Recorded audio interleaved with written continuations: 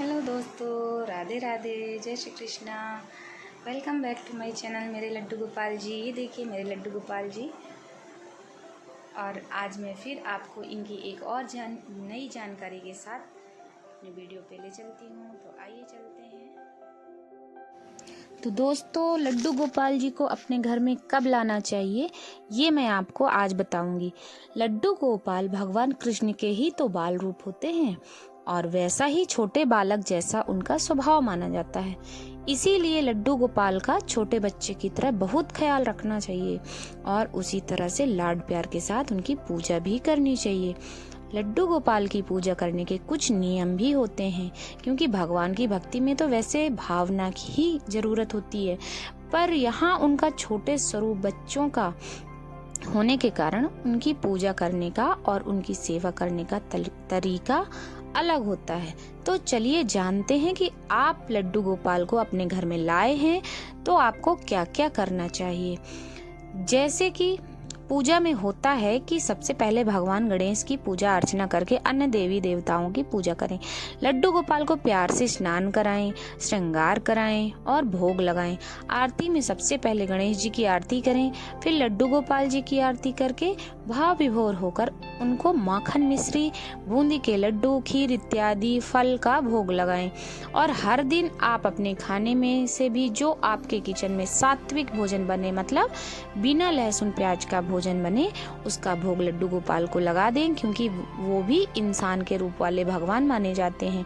और जो आपके साथ रह रहे हैं, पूजा के अंत में क्षमा प्रार्थना जरूर करें, क्योंकि अपने पूजा पूरी भाव और यथाशक्ति से अवश्य करी होगी। और फिर भी यदि कोई कभी गलती रह जाती है तो अंत में उसके लिए क्षमा प्रार्थना कर लेना चाहिए। लड्डू गोपाल को घर में रखने का बहुत बड़ी जिम्मेदारी होती है दोस्तों, तो इनमें से कुछ नियमों का विशेष ध्यान भी रखना चाहिए, जो मैं आपको बताती हूँ। लड्डू गोपाल को अपने घर में लाने पर विधिवत प्राण प्रतिष्ठा जरूर करें। जैसा कि आपको पता होगा कि प्राण प्रतिष्ठा का अर्थ है भगवान का वह रूप जिसकी आपने प्राण प्रतिष्ठा की है, वह आपके घर में अपने जीवित रूप में विराजमान हो चुके हैं। फिर साक्षात लड्डू गोपाल आपके घर में हैं, तो यह बहुत बड़ी बात है। वह छोटे बच्चे हैं, इसलिए वह कभी भी अकेला उन्हें मत छोड़िए। यदि कहीं जाएं तो घर की चाबी किसी विश्वास पात्र को देकर जाएं जो उनका ख्याल रख सके। जैसे सारे जीवित प्राणी रोज स्नान करते हैं, उसी तरह उनका भी स्नान करवाना जरूरी होता है दोस्तों। अतः आप उन्हें रोज स्नान जरूर कराएं। स्नान कराने के लिए कुछ बातों का ध्यान जरूर रखें। स्नान कराए हुए जल को आप चरणामृत प्रसाद के रूप में बांट सकते हो। पंचामृत दूध, दही, मधु, शक्कर और घी मिलाकर बनाया जाता है, इससे स्नान कराएं। यदि आप स्नान कराने के लिए शंख का इस्तेमाल करेंगे तो यह और भी अच्छा होगा। स्नान के बाद लड्डू गोपाल जी का साफ और सुंदर वस्त्रों से श्रृंगार करें और विचार करें कि आपका मन और हृदय वैसा ही सुंदर और साफ सुथरा बना है। विशेष ध्यान यह रखें कि जिस घर में लड्डू गोपाल आते हैं वहाँ मांस यानी नॉनवेज नहीं खाया जाना चाहिए, इससे बहुत बड़ा पाप लगता है। खाने में प्याज और लहसुन भी नहीं पड़ना चाहिए, क्योंकि वे सात्विक भोजन नहीं माना जाता है। और जो घर में भी बनता है उसका भोग उनको चढ़ाया जाता है और उनको केवल सात्विक भोग ही चढ़ता है।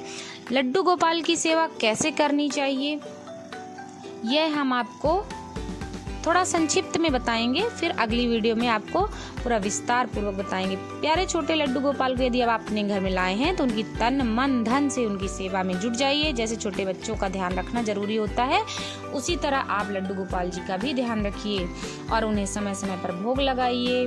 लड्डू गोपाल जी को लाने का कोई विशेष समय नहीं होता है दोस्तों। जब भी आपका मन करे, जब भी आपके मन में भक्ति जागे, तभी आपको अपने घर में लड्डू गोपाल जी ले आना चाहिए और उनकी मन से, जैसे अपने अपने बच्चों की आप सेवा करते हैं, उसी तरह अपने लड्डू गोपाल की सेवा भी करें और उनको नियमित भोग लगाएं, उनकी पूजा करें, अर्चना करें और उनकी मन से सेवा करें। राधे राधे दोस्तों। अगर आप कुछ और भी लड्डू गोपाल जी के बारे में जानना चाहते हैं तो कृपया कमेंट में जरूर बताइएगा।